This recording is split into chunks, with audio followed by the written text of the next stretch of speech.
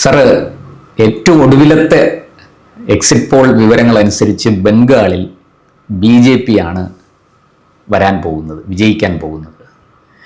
അപ്പോൾ തെരഞ്ഞെടുപ്പിന് തൊട്ട് മുമ്പ് വരെ, വോട്ടെടുപ്പിന് തൊട്ട് മുമ്പ് വരെ അവിടെ മമതയും കൂട്ടരും വലിയ ഭീഷണി മുഴക്കിയിരുന്നു. BJPക്ക് വോട്ട് ചെയ്താൽ, BJPയെ സഹായിച്ചാൽ നിങ്ങളൊന്നും വെച്ചേക്കില്ല. മെയ് 4-ന് തെരഞ്ഞെടുപ്പ് ഫലം പുറത്തു വന്നാൽ നിങ്ങൾ ഓർത്തുകൊള്ളുക, BJPക്ക് വോട്ട് ചെയ്ത ആൾക്കാരെ മുഴുവനും ഞങ്ങൾ വേട്ടയാടും എന്നാണ് അവർ വ്യക്തമായിട്ട് നല്ല ഒന്നാന്തരം ബംഗാളി ഭാഷയിൽ പറഞ്ഞത്.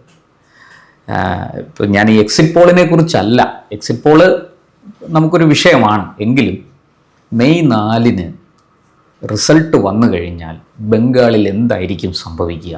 മമത പറഞ്ഞതുപോലെ അവിടെ ഒരു ചോരപ്പുഴ ഒഴുകുമോ? എന്താണ് സാർ അങ്ങേക്ക് തോന്നുന്നത്? മെയ് 4 ഇന്നലെ തന്നെ ഒരു സ്ട്രീറ്റ് ഫൈറ്റാണ് നടന്നുകൊണ്ടിരുന്നത്. ഒരു മമത അപ്സെറ്റായി കഴിഞ്ഞു. മമതയ്ക്ക് ആലിളകിയ പോലെയാണ് നിൽക്കുന്നത്. ഇന്ന് വരെ മമത ഇത്രയും അപ്സെറ്റായി കണ്ടിട്ടില്ലെന്നാണ് എല്ലാവരും പറയുന്നത്.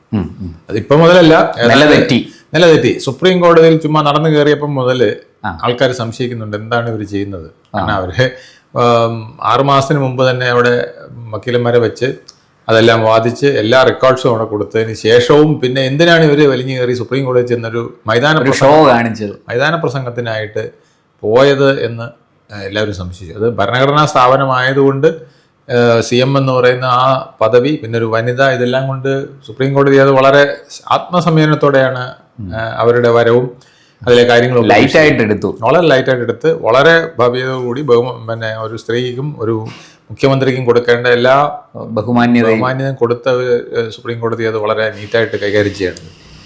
എന്തായാലും അതിൽ അവർ തൃപ്തിയായില്ലെന്ന് മാത്രമല്ല, പിന്നെ അവർ ഓരോ നിമിഷവും ഇലക്ഷൻ കമ്മീഷനെതിരെ പരാതി ഉന്നയിക്കുന്നത്, കേന്ദ്ര സേനയ്ക്കെതിരെ പരാതി ഉന്നയിക്കുന്നത്, ഇതിന് സുപ്രീം കോടതി അയച്ച ഹൈക്കോടതി ജഡ്ജിമാരെ പോലും അവര് വളരെ മോശമായി പെരുമാറുകയും സുപ്രീം കോടതിക്ക് അവസാനം പറയുകയും ചെയ്യേണ്ടി വന്നു. ജനാധിപത്യം ബംഗാളിൽ നശിച്ചോ, നിങ്ങൾ എന്താണ് ചെയ്യുന്നത് എന്ന് ചോദിക്കേണ്ട അവസ്ഥ വരുന്നു. അങ്ങനെ കുറേ നാളുകളായിട്ട് ബംഗാൾ വളരെ കലുഷിതമാണ്.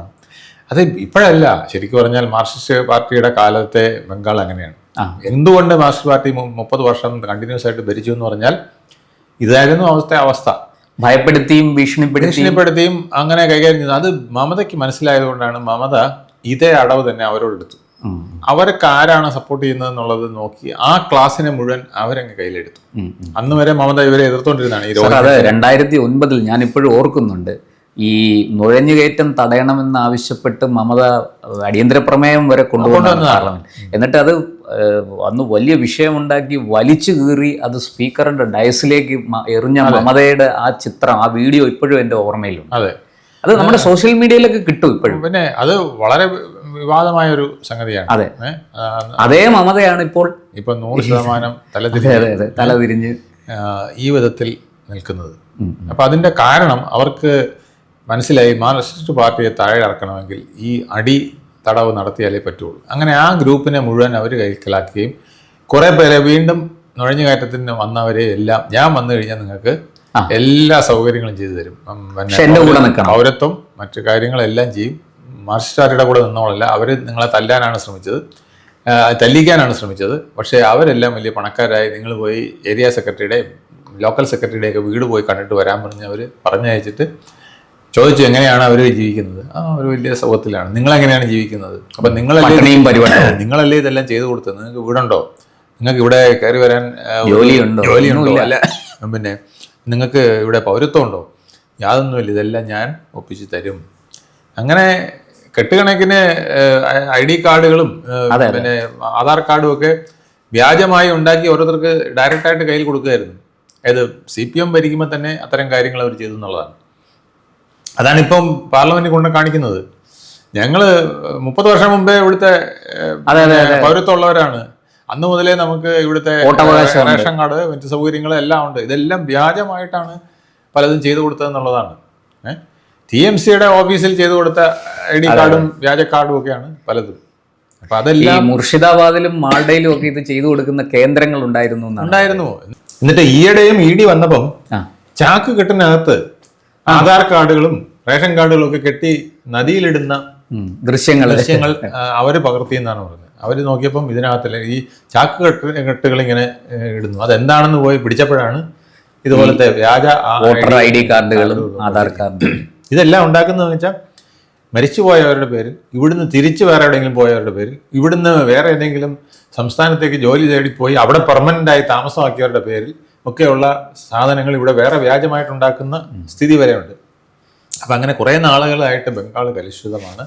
ബംഗാളിൽ ഒരു ഭരണമില്ലാത്ത അവസ്ഥ, അല്ലെങ്കിൽ ഒരു അരാജകത്വം നിലനിൽക്കുകയാണ്. അല്ലെങ്കിൽ തനിക്ക് വേണ്ടപ്പെട്ടവർക്ക് മാത്രമുള്ളൊരു ഭരണം, മാർക്സിസ്റ്റ് പാർട്ടി പോലും ഇത്രയും മോശമായ ഒരു ഭരണം അവിടെ നടത്തിയിട്ടില്ല എന്നുള്ളത്. അവര് ഗുണ്ടായുസമൊക്കെ കാണിച്ചിട്ടുണ്ട്, അവരുടെ ഭരണം നിലനിർത്താൻ പലതും ചെയ്തിട്ടുണ്ടെങ്കിൽ പോലും ഇത്രത്തോളം അധപ്പതിച്ച തരം താഴ്ന്നിട്ടില്ല എന്നുള്ളത് ഇപ്പോഴാണ് പലർക്കും ബംഗാളികൾക്ക് മനസ്സിലായത്.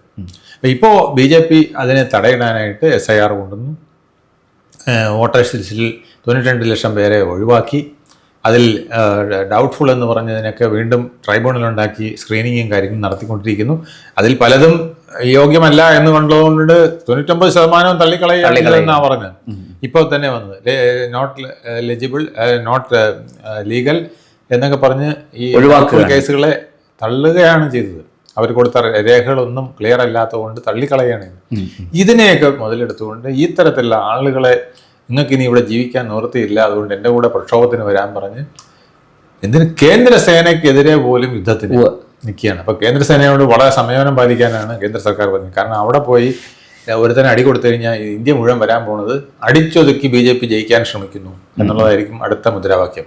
ചാനലുകളും ഏതെങ്കിലും കണ്ടാൽ മതിയല്ലോ. അല്ല, ഇപ്പൊ തന്നെ ഈ കുഴപ്പം കാണിച്ച പലരെ അറസ്റ്റ് ചെയ്യുമ്പോൾ അവിടെ നിന്ന് വരുന്ന ഇലക്ഷൻ അല്ല നടക്കുന്നത്, ഇത് ഇവിടെ കേന്ദ്രത്തിന്റെ നായാട്ടാണ് നടക്കുന്നത്. എന്നിട്ട് മുർഷിദാബാദിൽ താമര ചിഹ്നത്തിൽ ടേപ്പ് ഒട്ടിച്ച് അത് കാണാൻ പറ്റാത്ത വിധത്തിൽ ബ്രൗൺ ടേപ്പ് ഒട്ടിച്ച് ഏതാണ്ട് 77 മണ്ഡലങ്ങളിൽ പലവിധ കുഴപ്പങ്ങൾ നടന്നു എന്നാണ് റിപ്പോർട്ട്. അപ്പോൾ തെരഞ്ഞെടുപ്പ് കമ്മീഷന്റെ മുമ്പിൽ ഇപ്പോൾ ഇതിനെക്കുറിച്ചുള്ള പരാതികൾ എത്തിയിട്ടുണ്ട്. ആ 77 മണ്ഡലങ്ങളിൽ ചിലപ്പോൾ ഒരുപക്ഷെ റീപോളിംഗ് നടന്നേക്കാം എന്നത്. അത് പിന്നെ ക്യാമറ വെച്ചിരിക്കുന്നത് പോളിംഗ് ബൂത്തിൽ ക്യാമറ വെച്ചിരിക്കുന്നത് 1 മിനിറ്റ് അത് നിൽക്കുകയാണെങ്കിൽ അവിടെ റീപോളിംഗ് നടത്തുമെന്നാണ് ഇലക്ഷൻ കമ്മീഷൻ പറഞ്ഞിരുന്നത്. കാരണം 2 മിനിറ്റ് ഒരു വോട്ട് ചെയ്യാൻ 2.5 മിനിറ്റ് 2 മിനിറ്റ് സമയം എടുക്കും. 1 മിനിറ്റിൽ കൂടുതൽ ക്യാമറ ഓഫ് ആകുന്നെങ്കിൽ അവിടെ എന്തോ മാൽ പ്രാക്ടീസ് നടന്നു എന്ന് വേണം കണക്കാക്കാൻ.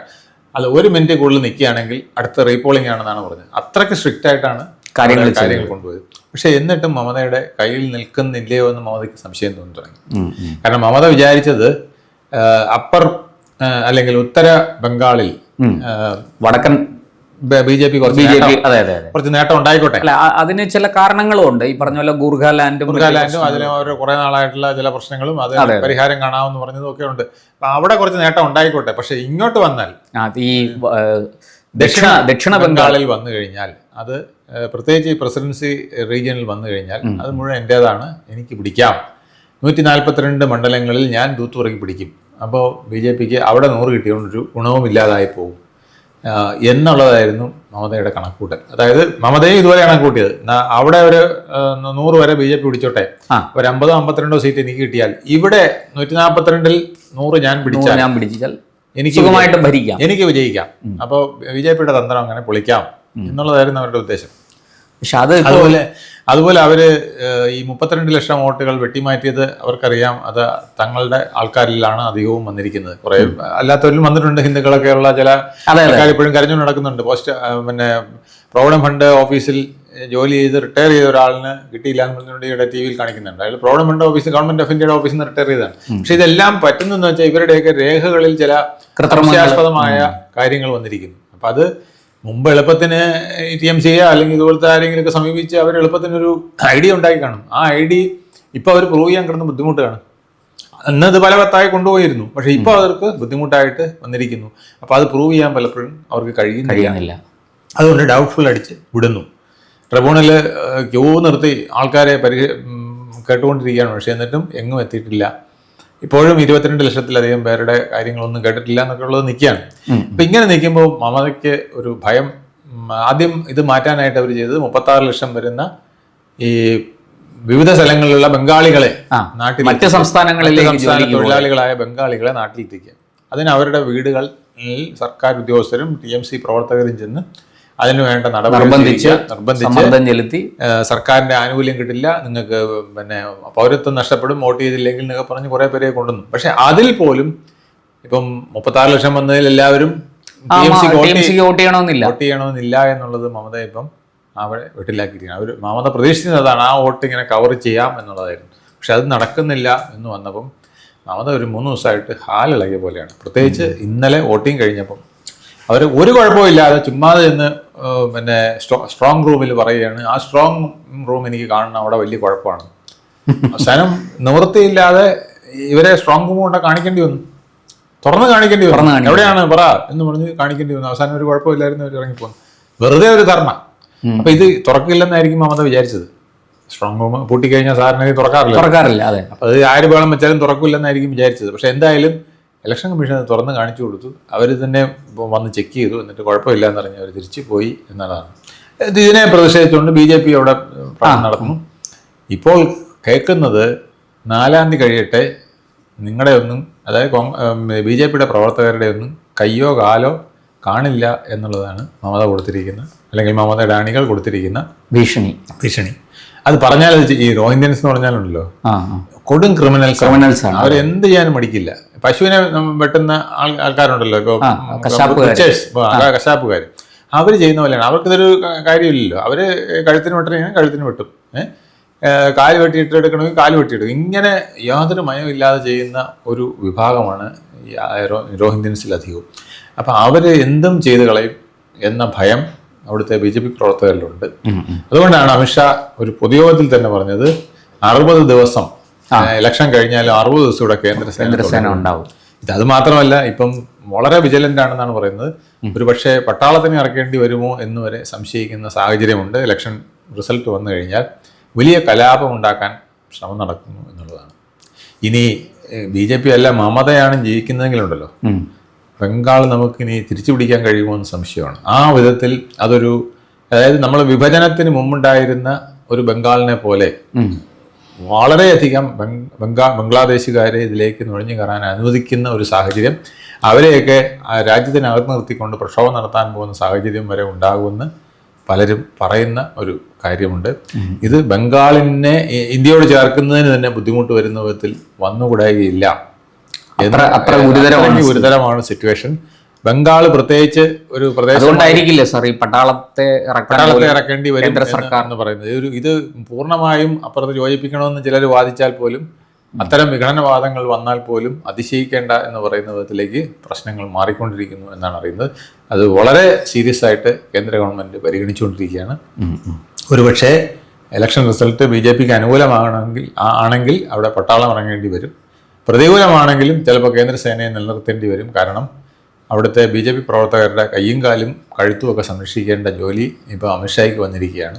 കാരണം അവർ ഇവരെയൊക്കെ വിശ്വസിച്ചാണല്ലോ പ്രവർത്തനത്തിനിറങ്ങിയത്. അതെ അതെ. അപ്പോൾ അവരുടെ ജീവൻ സംരക്ഷിക്കേണ്ട അവസ്ഥ. അല്ല, അത് ഒരുപാട് സ്ത്രീകൾ ഇപ്പോൾ വന്ന് പറയുന്നുണ്ട്, പല ചാനലുകളും കാണിക്കുന്നുണ്ട്. ഞങ്ങൾ വളരെ ഭയത്തോടെയാണ്, ഈ 4-ാം തീയതി എന്ത് സംഭവിക്കുമെന്ന് അറിയില്ല. ഞാനത് പറഞ്ഞില്ലേ, മുർഷിദാബാദിലെ BJP സ്ഥാനാർത്ഥി താമര ഉള്ള ഷാളും ഒക്കെ ഇട്ടുകൊണ്ട് ഓടുകയാണ്, ഗൺമാൻ അയാളുടെ കൂടെ.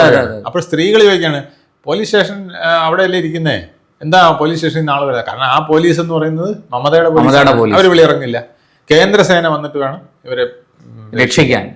ഈ വിധത്തിലാണ് അവിടുത്തെ സംരക്ഷണം എന്ന് പറയുന്നത് നടക്കുന്നത്. വളരെ വിഭാഗീയമായിട്ട് വിഘടനവാദത്തിൻ്റെ ശൈലിയിൽ പോവുകയാണ്.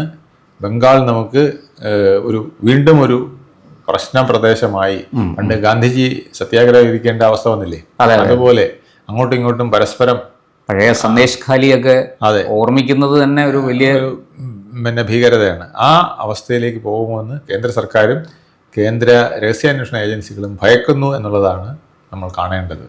കൂടുതൽ വാർത്തകളും വിശേഷങ്ങളും നേരിട്ട് ലഭിക്കാൻ ജനങ്ങളിൽ നിന്ന് ജനങ്ങളിലേക്ക് ജനഭൂമി ന്യൂസ് സബ്സ്ക്രൈബ് ചെയ്യൂ. ബെൽ ബട്ടൺ അമർത്താനും മറക്കരുത്.